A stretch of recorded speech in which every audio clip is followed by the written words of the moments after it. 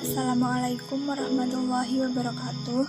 Perkenalkan, nama saya Astin Iva Anggita, NPM 101191116 dari kelas Manajemen C3. Saya di sini akan menjelaskan tentang materi nilai, sikap, dan kepuasan kerja. Nilai dan sistem nilai.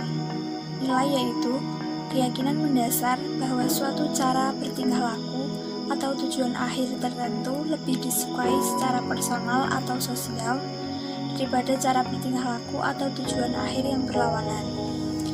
Nilai juga merupakan suatu konsep umum atau gagasan yang merujuk pada hal-hal yang dianggap benar, baik, berharga, penting, indah, pantas, dan dikehendaki oleh masyarakat secara umum di dalam kehidupannya. Ada juga yang menyebutkan arti kata nilai adalah suatu bentuk penghargaan dan keadaan yang bermanfaat sebagai pedoman umum bagi manusia dalam melakukan dan menilai suatu tindakan. Yang kedua, sistem nilai. Suatu hierarki berdasarkan peringkat nilai-nilai seseorang menurut intensitasnya. Sistem nilai adalah konsep atau gagasan yang menyeluruh mengenai apa yang hidup dalam pikiran seseorang.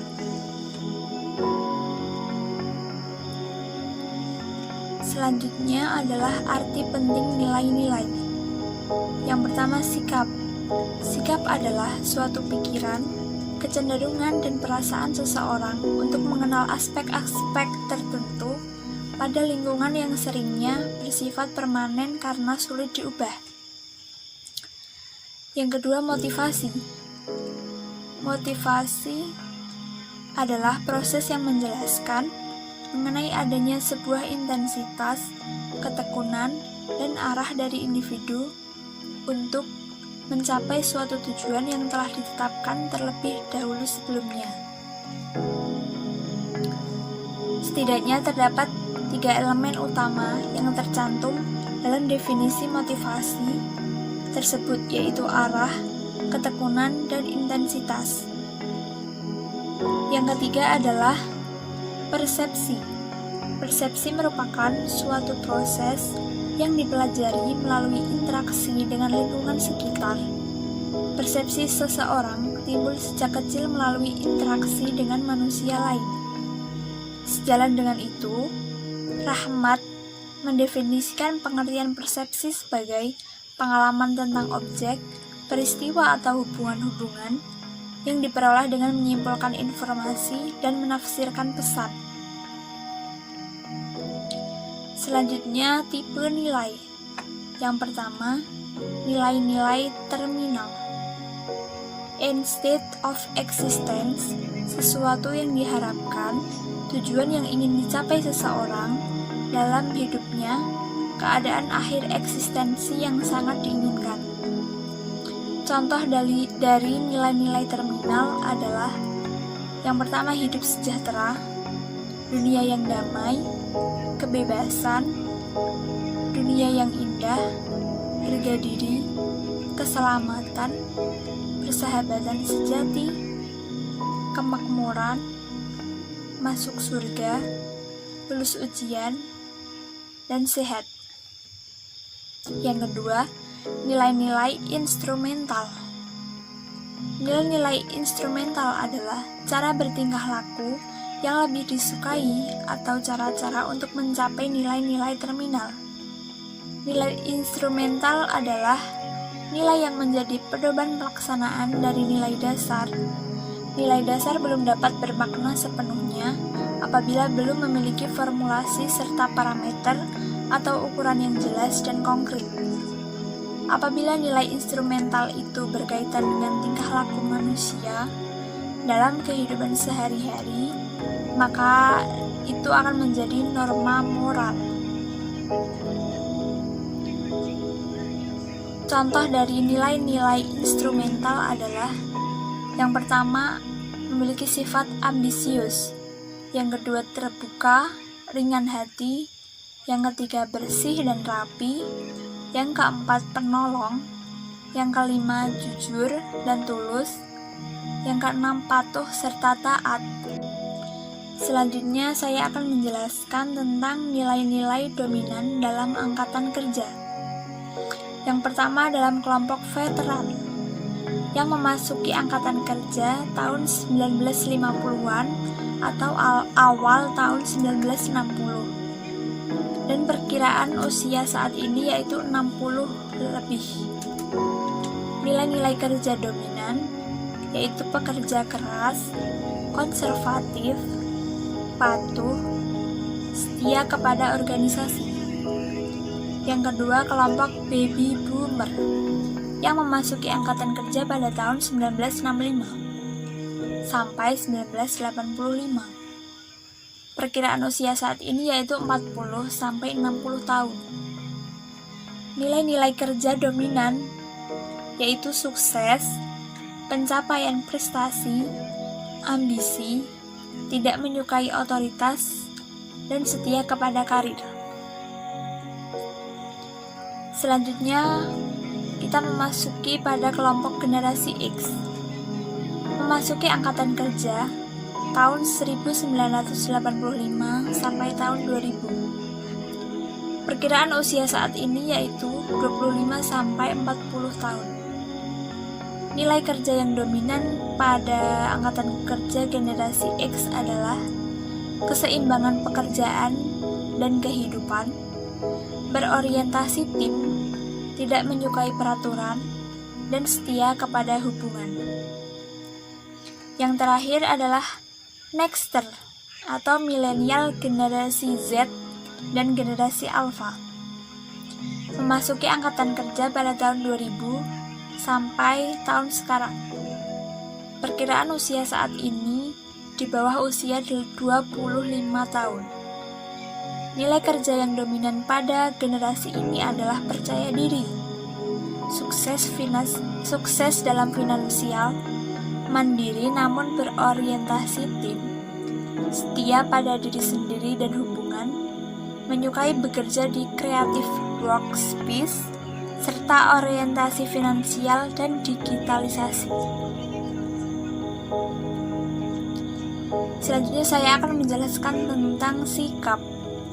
Sikap adalah keadaan mental dan taraf dari kesiapan yang diatur melalui pengalaman yang memberikan pengaruh dinamik atau terarah terhadap respons individu pada semua objek dan situasi yang berkaitan dengannya, yaitu merupakan pengertian sikap dari G.W. Allport tahun 1935 pada halaman 10.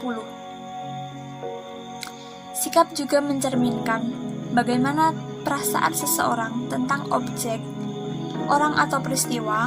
Sikap juga merupakan evaluatif statement tentang objek, orang, atau peristiwa. Komponen sikap. Yang pertama, komponen kognitif. Komponen kognitif atau komponen perseptual yaitu komponen yang berkaitan dengan pengetahuan, pandangan, keyakinan, yaitu hal-hal yang berhubungan dengan bagaimana orang mempersepsi terhadap objek sikap. Komponen kognitif, contohnya saya percaya bahwa diskriminasi itu salah. Yang kedua, komponen afektif. Komponen afektif atau komponen emosional yaitu komponen yang berhubungan dengan rasa senang atau tidak senang terhadap objek sikap. Rasa senang merupakan hal yang positif, sedang rasa tidak senang merupakan hal yang negatif. Komponen afektif adalah contohnya saya tidak suka si fulan karena ia diskriminatif terhadap. Yang ketiga, komponen konatif, yaitu komponen yang berhubungan dengan kecenderungan bertindak terhadap objek sikap. Komponen ini menunjukkan intensitas sikap, yaitu menunjukkan besar kecilnya kecenderungan bertindak atau berperilaku seseorang terhadap objek sikap. Selanjutnya adalah tipe sikap. Tipe sikap yang pertama adalah kepuasan kerja. Kepuasan kerja adalah sikap umum seseorang terhadap pekerjaannya. Dalam konteks pekerjaan, istilah sikap dan kepuasan kerja sering dipertukarkan untuk arti yang sama.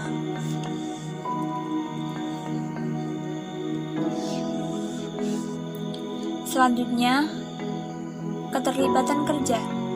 Derajat yang menunjukkan sejauh mana seseorang mengidentifikasikan diri dengan pekerjaannya, berpartisipasi aktif di dalamnya, dan memandang bahwa kinerjanya penting bagi harga dirinya. Yang ketiga, komitmen organisasi. Derajat yang menunjukkan sejauh mana seseorang mengidentifikasi diri dengan suatu organisasi dan tujuan-tujuannya, serta berkeinginan untuk tetap menjadi anggota organisasi tersebut. Selanjutnya, saya akan menjelaskan tentang survei sikap. Survei sikap menggali respons dari pekerja melalui angket mengenai apa yang mereka rasakan tentang pekerjaan, atasan, dan organisasi mereka. Skala respon dalam survei sikap. Skala 5 poin atau 3 poin berisi sejumlah pernyataan.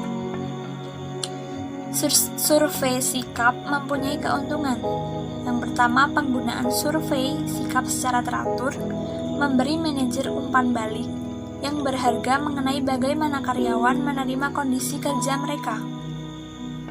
Selanjutnya, kerugian dari survei sikap, yaitu kebijaksanaan dan praktek yang dianggap objektif dan adil oleh manajemen mungkin dianggap tidak adil oleh karyawan pada umumnya atau oleh kelompok karyawan tertentu. Apabila persepsi yang menyimpang ini menimbulkan sikap negatif tentang pekerjaan dan organisasi, adalah penting bagi manajemen untuk mengetahuinya. Selanjutnya, mengukur kepuasan kerja. Yang pertama, single global rating. Individu diminta merespons satu pertanyaan. Pertanyaan tersebut seperti dengan mempertimbangkan semua aspek. Seberapa puaskah Anda terhadap pekerjaan Anda? Yang kedua, summing up job phase. Mengidentifikasikan unsur pokok dalam sebuah pekerjaan dan menanyakan perasaan para pekerja tiap unsur. Unsur tersebut seperti nature of work, supervisi, gaji, promosi, dan kesempatan. Kepuasan kerja dan unjuk kerja karyawan. Yang pertama, produktivitas. Produktivitas adalah hubungan antara masukan-masukan dan keluaran-keluaran suatu sistem produktif. Dalam teori ini sering mudah untuk mengukur hubungan ini sebagai risiko keluaran dibagi masukan bila lebih banyak keluaran diproduksi. Yang kedua, kemangkiran atau keabsenan, yaitu gagal atau tidak melapor untuk bekerja. Yang ketiga, turnover atau kemunduran diri, penarikan diri secara sukarela dan tidak sukarela dari suatu organisasi.